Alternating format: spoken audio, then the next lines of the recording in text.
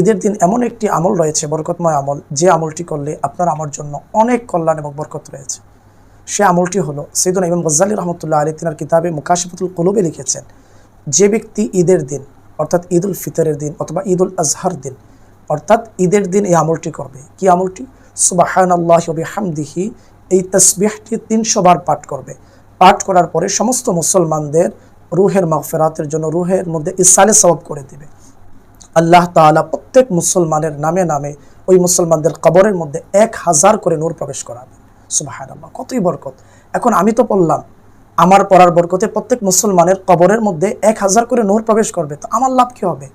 হ্যাঁ, আমারও লাভ রয়েছে। আমি যখন মৃত্যুবরণ করব, আমি মৃত্যুবরণ করার পরে আমি যে দুনিয়ার মধ্যে তাসবিহ পাঠ করেছি, এর বরকতে আল্লাহ তাআলা আমার কবরের মধ্যেও 1000 নূর প্রবেশ করাবেন।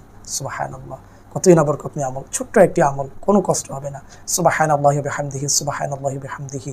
আমরা এই তাসবিহটি হয়তো 2-4 মিনিট লাগবে পাঠ করতে, আমরা সবাই নিয়ে যেন স্মরণে রেখে যেন ঈদের দিন এই তাসবিহটিকে পাঠ করে নিই। আল্লাহ তাআলা আমাদেরকে আমল করার তৌফিক দান করুন।